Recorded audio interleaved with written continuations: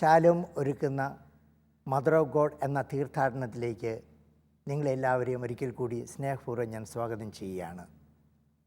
മാതാവിനോടൊപ്പം നമ്മുടെ യാത്ര നമുക്ക് തുടരാം. യേശുവിനെ അന്വേഷിച്ചുള്ള യാത്ര, യേശുവിൽ എത്തിച്ചേരേണ്ട നമ്മുടെ ജീവിതയാത്ര. കഴിഞ്ഞ യാത്രയിൽ നാം കണ്ടു, അമലോത്ഭയായി മേരി അനുഗ്രഹിച്ച ദൈവം സ്വർഗരാജ്ഞിയായി ഉയർത്തുകയാണ്. ഈ സ്വർഗരാജ്ഞി നമ്മളെ സംരക്ഷിക്കുന്നു, നമ്മൾക്ക് വേണ്ടി മാധ്യസ്ഥം അപേക്ഷിക്കുന്നു. അതുകൊണ്ട് പരിശുദ്ധ അമ്മയുടെ തിരുസഭയിലുള്ള മാധ്യസ്ഥത്തെപ്പറ്റിയാണ് ഇന്ന് നമ്മൾ ചർച്ച ചെയ്യുന്നത്. ഞങ്ങൾക്ക് കിട്ടിയ പല ചോദ്യങ്ങളും ഈ മാധ്യസ്ഥത്തെപ്പറ്റി ഉള്ളതായിരുന്നു. ലോകത്തിൻ്റെ പ്രകാശം എന്ന ചാക്രിക ലേഖനത്തിൽ ഫ്രാൻസിസ് മാർപ്പാപ്പ തിരുസഭയെപ്പറ്റി പറയുന്ന മനോഹരമായ ഒരു വാക്യമുണ്ട്. തിരുസഭ എന്നത് വിശ്വാസത്തിൽ ഒരുമിച്ച് നിൽക്കുന്ന ഒരു സമൂഹമാണ്, അഥവാ കൂട്ടായ്മയാണ്. വിശ്വാസത്തിൽ, യേശുവിലുള്ള വിശ്വാസത്തിൽ ഒരുമിച്ച് നിൽക്കുന്ന ഒരു കൂട്ടായ്മയാണ് തിരുസഭ. അവിടെ യേശു ഏറ്റവും പ്രധാനമായ അംഗം, പിന്നീട് യേശുവിൻ്റെ ആദ്യത്തെ ശിഷ്യയായ മേരി, സ്ലീഹന്മാർ, അന്ന് മുതൽ ഇന്ന് വരെയുള്ള വിശ്വാസികൾ, മരിച്ചവരും ജീവിക്കുന്നവരുടെയും ആയ ഒരു കൂട്ടായ്മയാണ് തിരുസഭ. ഈ തിരുസഭയിൽ പൗലോസ്ലീഹ പറയുന്നുണ്ട്, ഇതിൻ്റെ ശിരസ്സ് ക്രിസ്തുവാണ്. നാം എല്ലാവരും ക്രിസ്തുവിൻ്റെ ഭൗതിക ശരീരത്തിലെ അംഗങ്ങളാണ്. അപ്പോൾ യേശുവിലേക്ക് നമ്മെ നയിക്കുന്നതും നമ്മെ ബന്ധപ്പെടുത്തുന്നതും അത് യേശുവിൻ്റെ അമ്മ മേരിയാണ്. യേശുവും നാമും തമ്മിലുള്ള അകലം എന്തെന്ന് ചോദിച്ചാൽ ആലങ്കാരിക ഭാഷയിൽ നമുക്ക് പറയാൻ പറ്റും, മേരി ആണ്. അത്രമാത്രം ബന്ധപ്പെട്ടാണ് മേരി യേശുവും നമ്മളുമായി നിൽക്കുന്നത്. ഇതുകൊണ്ടാണ് മേരിയുടെ മധ്യസ്ഥം നമ്മൾ അപേക്ഷിക്കുന്നത്. കാരണം എന്താണ്? കൂട്ടായ്മയുടെ പ്രാർത്ഥനയാണ് കർത്താവ് നമുക്കായി നൽകിയിരിക്കുന്നത്. തനിച്ച് പ്രാർത്ഥിക്കുവാനും ഒന്നിച്ച് പ്രാർത്ഥിക്കുവാനുമുള്ള ഒരു പാഠമാണ് യേശു തൻ്റെ ജീവിതത്തിലൂടെ, വചനത്തിലൂടെ നമ്മെ പഠിപ്പിച്ചത്. ഇതാണ് മധ്യസ്ഥ പ്രാർത്ഥനയുടെ എല്ലാം അടിസ്ഥാനമായി നിലകൊള്ളുന്നത്. വിശുദ്ധ പൗലോസ്ലീഹ തിമോത്തിയോസിന് എഴുതിയ 1-ാം ലേഖനത്തിൽ 2-ാം അധ്യായത്തിൽ നാം ഇപ്രകാരം കാണുന്നുണ്ടല്ലോ: എല്ലാവരും രക്ഷിക്കപ്പെടണമെന്നും സത്യമറിയണമെന്നുമാണ് അവിടുന്ന് ആഗ്രഹിക്കുന്നത്. എന്തെന്നാൽ ഒരു ദൈവമേയുള്ളൂ, ദൈവത്തിനും മനുഷ്യർക്കും മധ്യസ്ഥനായി ഒരുവനേയുള്ളൂ, മനുഷ്യനായ യേശു ക്രിസ്തു. അവൻ എല്ലാവർക്കും വേണ്ടി തന്നെ മോചന മൂല്യമായി നൽകി. അവൻ യഥാകാലം നൽകപ്പെട്ട ഒരു സാക്ഷ്യവുമായിരുന്നു. എങ്കിൽ പിന്നെ എന്തിനാണ് നാം മാതാവിനോടും മറ്റു വിശുദ്ധരോടും പ്രാർത്ഥിക്കുന്നത്? ഏകമധ്യസ്ഥൻ ക്രിസ്തുവാണെങ്കിൽ. അതേ ലേഖനത്തിൻ്റെ 1-ാമത്തെ വാക്യം മുതലൊന്ന് വായിക്കാമോ? എല്ലാവർക്കും വേണ്ടി അപേക്ഷകളും യാചനകളും മധ്യസ്ഥ പ്രാർത്ഥനകളും ഉപകാരസ്മരണകളും അർപ്പിക്കണമെന്ന് ഞാൻ ആദ്യമേ ആഹ്വാനം ചെയ്യുന്നു. എല്ലാ ഭക്തിയിലും വിശുദ്ധിയിലും ശാന്തവും സമാധാനപൂർണവുമായ ജീവിതം നയിക്കുവാൻ നമുക്കിടയാകത്തക്ക വിധം രാജാക്കന്മാർക്കും ഉന്നത സ്ഥാനീയർക്കും വേണ്ടി ഇപ്രകാരം തന്നെ ചെയ്യേണ്ടതാണ്. ഇത് ഉത്തമവും നമ്മുടെ രക്ഷകനായ ദൈവത്തിൻ്റെ മുൻപിൽ സ്വീകാര്യവുമത്രേ. ടീന വളരെ അർത്ഥവത്തായ ഒരു ചോദ്യമാണ് ചോദിച്ചത്. ഇതേ സംബന്ധിച്ച് പലർക്കും ഉള്ള സംശയവും ഇതാണ്. പൗലോസ്ലീഹ വളരെ വ്യക്തമായിട്ട് പറയുന്നുണ്ട്, ദൈവത്തിനും മനുഷ്യർക്കും മധ്യസ്ഥനായി ഒരുവനേയുള്ളൂ, മനുഷ്യനായ യേശു ക്രിസ്തു. എങ്കിൽ പിന്നെ എന്തിനു നമ്മൾ പരിശുദ്ധ അമ്മയോടും വിശുദ്ധരോടും ഒക്കെ പ്രാർത്ഥിക്കുന്നു? ഇതല്ലേ ചോദ്യം.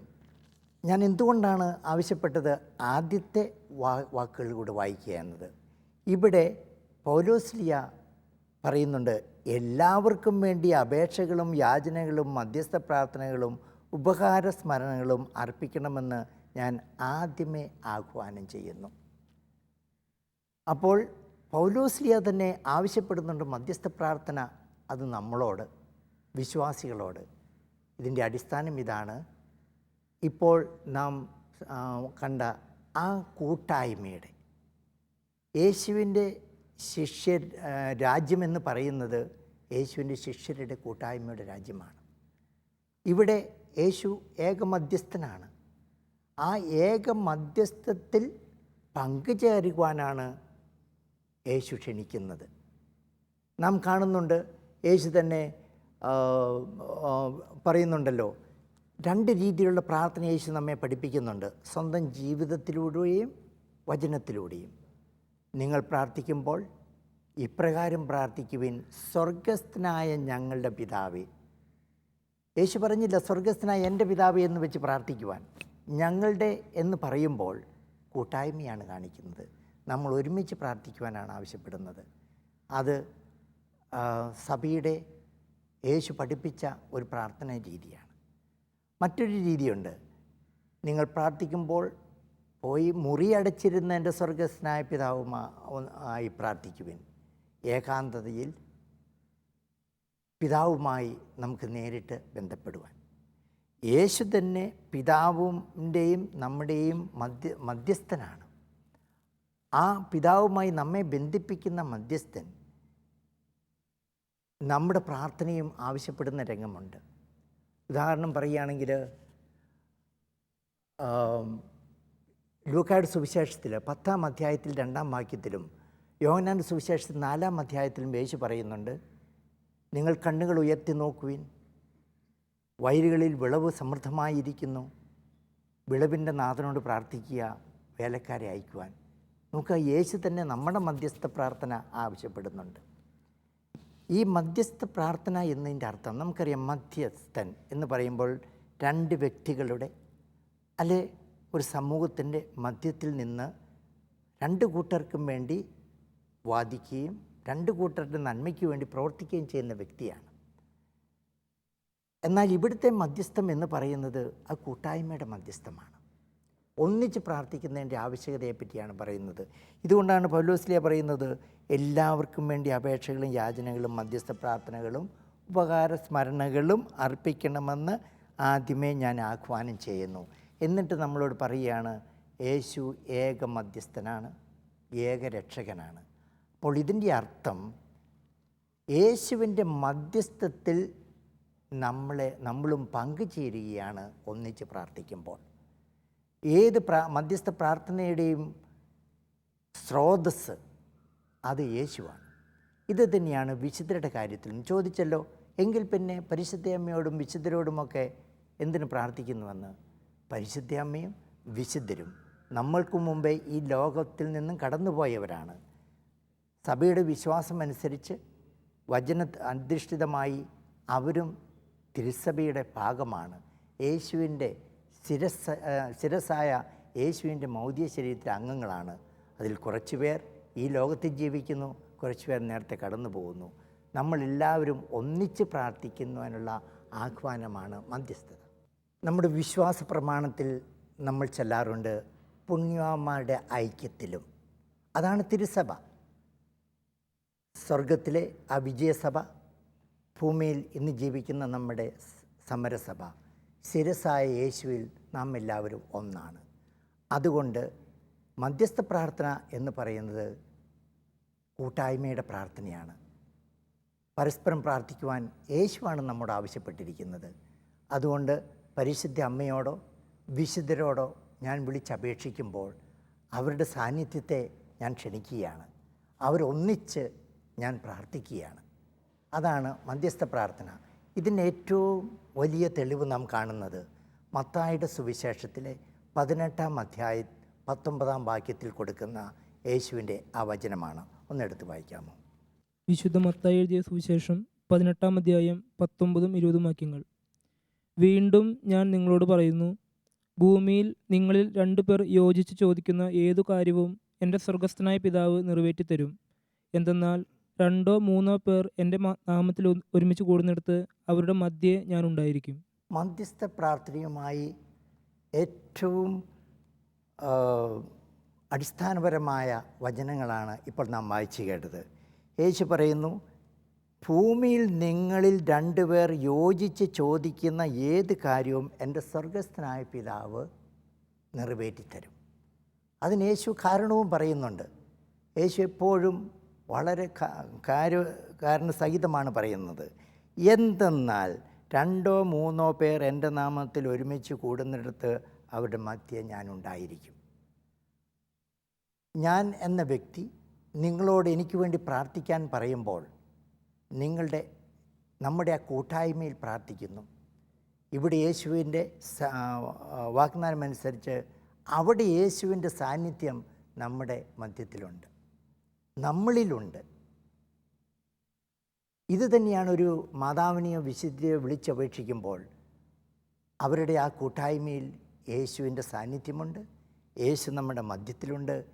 അപ്പോൾ അവിടെ പ്രാർത്ഥിക്കുന്നത് യേശുവാണ്.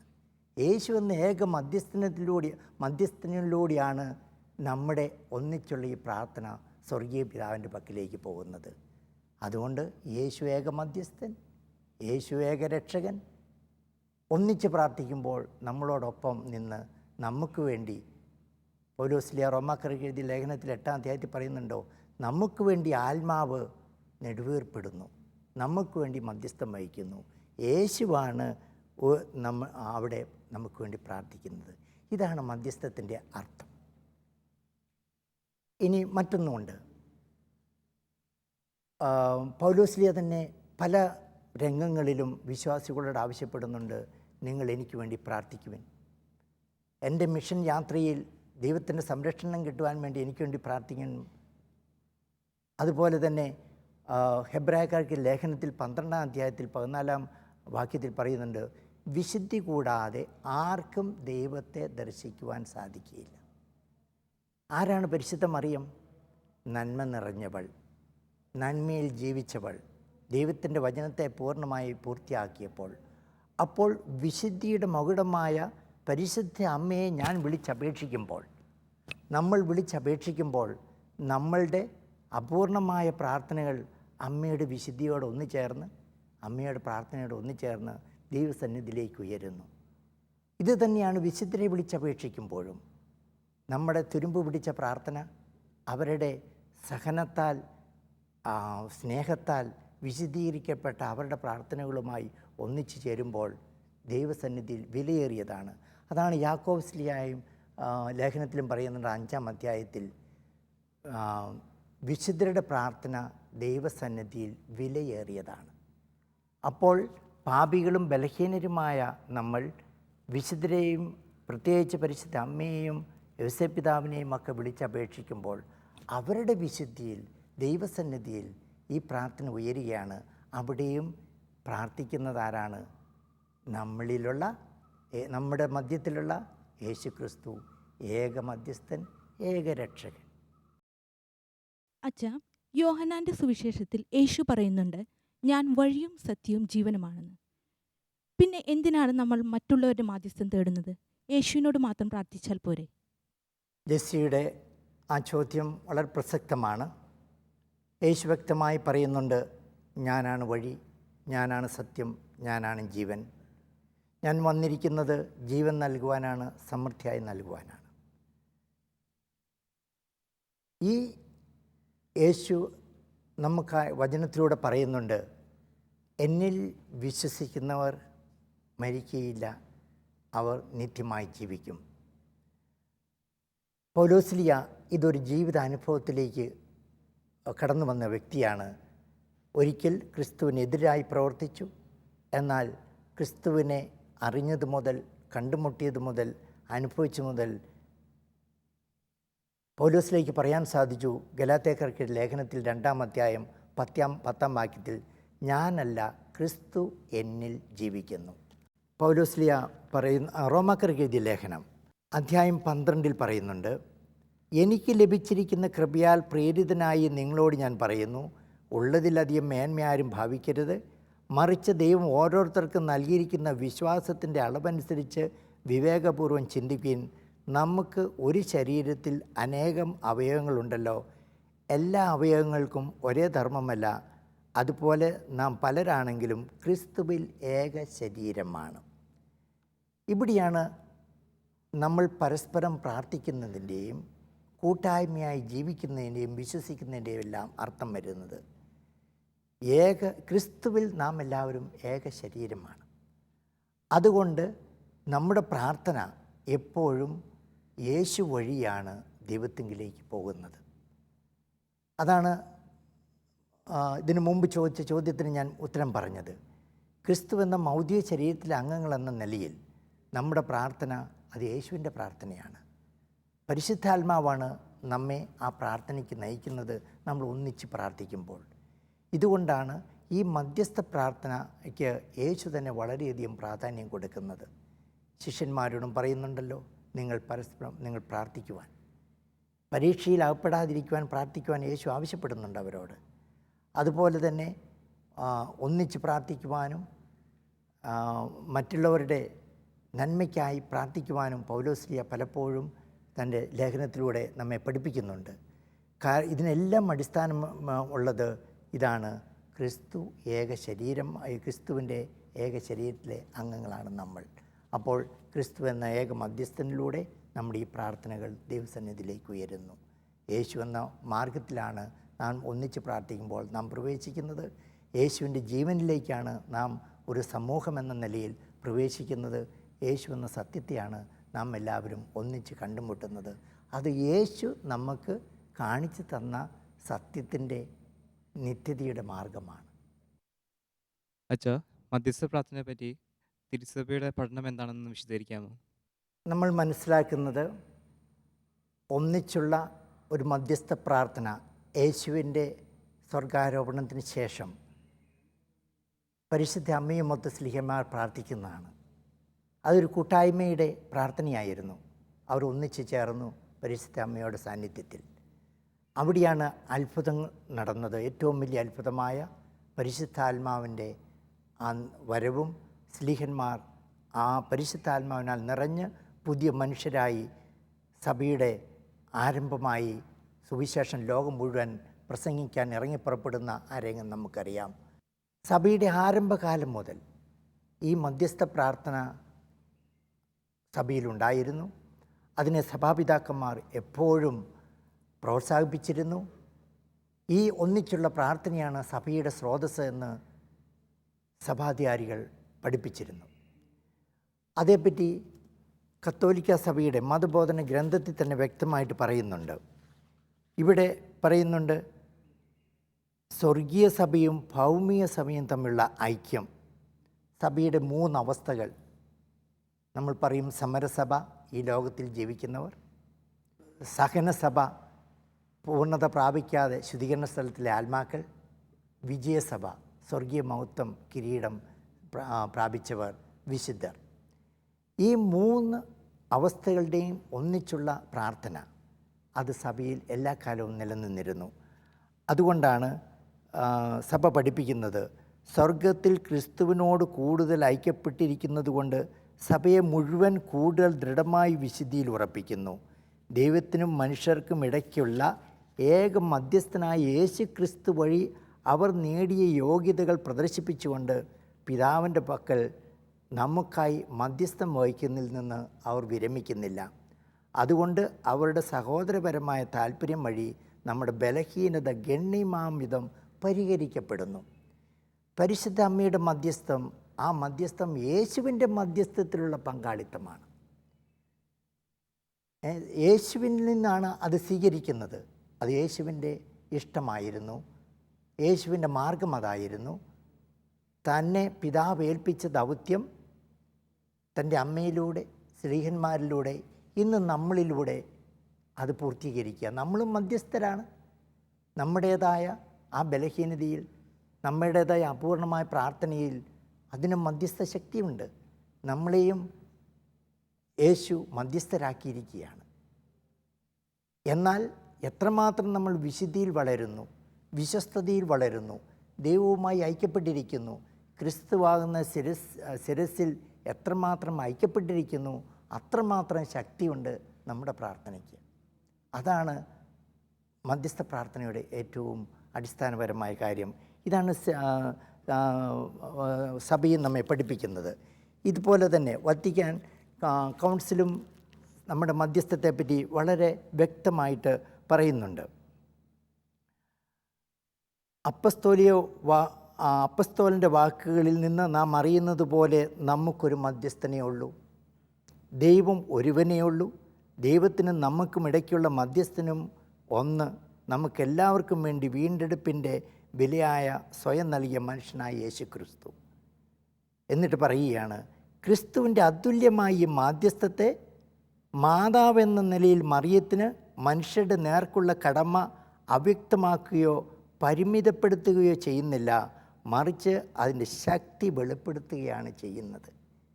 നമ്മൾ മാതാവിനോട് പ്രാർത്ഥിക്കുന്നത് വഴി യേശുവിൻ്റെ ശക്തിയെ പരിമിതിപ്പെടുത്തുന്നില്ല, അതിനെ മഹത്വപ്പെടുത്തുകയാണ്. യേശുവിൻ്റെ കൽപ്പനയെ നമ്മൾ അനുസരിക്കുകയാണ്. മാതാവിനെ നമ്മുടെ ഭവനത്തിൽ നമ്മൾ സ്വീകരിക്കുകയാണ്. ഓരോ നന്മ നിറഞ്ഞ മറിയമേ എന്ന് പറയുമ്പോഴും മേരിയെ യോഹന്നാൻ സ്ലീഹ സ്വന്തം ഭവനത്തിൽ സ്വീകരിച്ചതുപോലെ നമ്മുടെ ജീവിതത്തിലേക്ക് നമ്മൾ സ്വീകരിച്ചു കൊണ്ടിരിക്കുകയാണ്. അതാണ് മാതാവിൻ്റെ മധ്യസ്ഥം, അതാണ് മേരിയുമായിട്ടുള്ള നമ്മുടെ ബന്ധം. ഇതാണ് ക്രിസ്തു ആഗ്രഹിക്കുന്നത്, ഇതാണ് സഭ പഠിപ്പിക്കുന്നതും അതുപോലെ തന്നെ നമ്മുടെ വിശുദ്ധ ഗ്രന്ഥത്തിൽ വ്യക്തമായി നമുക്ക് കാണിച്ചു തരുന്നതും. ഇതുകൊണ്ടാണ് നാം പരിശുദ്ധ അമ്മയോടും വിശുദ്ധരോടും പരസ്പരവും പ്രാർത്ഥിക്കുന്നത്. ഇതിന് നാം ഉദ്ദേശിക്കാത്ത രീതിയിലുള്ള അത്ഭുതമായ ശക്തി ദൈവത്തിൻ്റെ പക്കലുണ്ട്. ഇത് ദൈവം നമുക്ക് കാണിച്ചു തന്നിരിക്കുന്ന മാർഗമാണ്. ആ മാർഗമാണ് കത്തോലിക്ക സഭ ആരംഭം മുതൽ ഇന്ന് വരെയും തുടർന്നുകൊണ്ട് പോകുന്നതും. തിരുസഭ എന്നത് രണ്ടാം വത്തിക്കാൻ കൗൺസിലിൽ പറയുന്നുണ്ട്, ദൈവജനമാണ്, ദൈവജനത്തിൻ്റെ കൂട്ടായ്മയാണ്. ഈ കൂട്ടായ്മയിൽ നമ്മെ ഒരുമിച്ച് നിർത്തുന്നത് പരസ്പരമുള്ള പ്രാർത്ഥനാ ജീവിതമാണ്. ഈ പ്രാർത്ഥനാ ജീവിതമാണ് അത് കുടുംബത്തിൽ നിന്നും ആരംഭിച്ച് നമ്മുടെ സമൂഹത്തിലേക്ക് കടന്ന് തിരുസഭ മുഴുവനും വ്യാപിക്കുമ്പോൾ യഥാർത്ഥത്തിൽ തിരുസഭയുടെ സ്വഭാവം ആയിത്തീരുന്നു. കാരണം ഇത് പ്രാർത്ഥനയുടെ സഭയാണ്. ഇതുകൊണ്ടാണ് നമ്മൾ മധ്യസ്ഥ പ്രാർത്ഥന നടത്തുന്നത്. ഇന്ന് നമ്മൾ ഈ മധ്യസ്ഥ പ്രാർത്ഥനയെപ്പറ്റി ചിന്തിക്കുകയായിരുന്നു. എപ്രകാരമാണ് വിശുദ്ധരും പ്രത്യേകിച്ച് രക്ഷാകര കർമ്മത്തിൽ ഏറ്റവും അധികം പങ്കുകൊള്ളുന്ന പരിശുദ്ധ അമ്മയും നാമുമായിട്ട് ബന്ധപ്പെട്ടിരിക്കുന്നതെന്നും നമ്മളുടെ പരസ്പര പ്രാർത്ഥന അതുപോലെ തന്നെ പരിശുദ്ധ അമ്മയോടുള്ള മധ്യസ്ഥ പ്രാർത്ഥന ദൈവസന്നിധിയിൽ എത്ര ശക്തമാണ് എന്നതും നാം പഠിച്ചുകൊണ്ടിരിക്കുകയാണ്. നമുക്ക് പരിശുദ്ധ അമ്മയോട് പ്രാർത്ഥിക്കാം, വിശുദ്ധരോട് പ്രാർത്ഥിക്കാം, പരസ്പരം പ്രാർത്ഥിക്കാം. കാരണം നാം ക്രിസ്തുവിൻ്റെ ശരീരത്തിൽ നാം എല്ലാം അംഗങ്ങളാണ്. ക്രിസ്തു നമ്മുടെ ശിരസ്സാണ്. നമ്മൾ എത്രമാത്രം ക്രിസ്തുവുമായി ബന്ധപ്പെട്ടിരിക്കുന്നുവോ അത്രമാത്രം ദൈവാനുഗ്രഹവും ശക്തിയും ജീവനും നമുക്ക് ലഭിക്കും. ഇതിനുവേണ്ടി നമുക്കെല്ലാവർക്കും പ്രാർത്ഥിക്കുകയും ഒന്നിച്ച് പ്രാർത്ഥിക്കുകയും പരസ്പരം പ്രാർത്ഥിക്കുകയും ചെയ്യാം. ഒരിക്കൽ കൂടി നിങ്ങൾക്കെല്ലാവർക്കും പ്രത്യേകമായി നന്ദി പറയുന്നു. നിങ്ങളുടെ സംശയങ്ങളും നിങ്ങളുടെ ചോദ്യങ്ങളും ശാലോമിലേക്ക് എഴുതുക. ദൈവം നിങ്ങളെയും നിങ്ങളുടെ കുടുംബത്തെയും അനുഗ്രഹിക്കട്ടെ. പരിശുദ്ധ അമ്മയുടെ സംരക്ഷണവും മധ്യസ്ഥയും എന്നും നിങ്ങളോട് ഉണ്ടായിരിക്കട്ടെ. എല്ലാവർക്കും നന്ദി.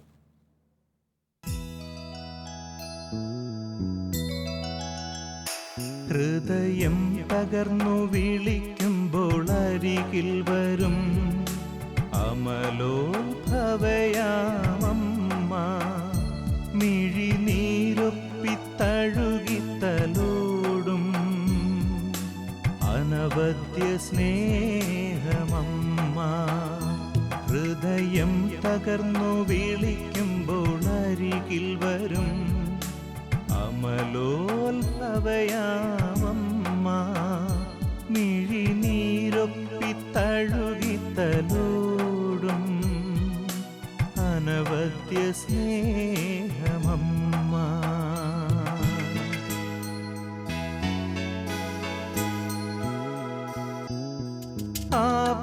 ആപത്തിലുലയാതെ താങ്ങായി വരും പാരിൻ സഹരക്ഷയമ്മ. പാപത്തിൽ വീഴാതെ തുണയായി വരും പരിശുദ്ധ കന്യയാണമ്മ. പരിശുദ്ധനേശുവിൻ തിരുസന്നിധിയിൽ മാധ്യസ്ഥ്യമേകുന്നോരമ്മ. മക്കളെ കാക്കുന്ന മരിയാംബിക ഹൃദയം പകർന്നു വിളിക്കുമ്പോൾ അരികിൽ വരും അമലോത്ഭവയാമമ്മ. മിഴിനീരൊപ്പിത്തഴുകിത്തലോടും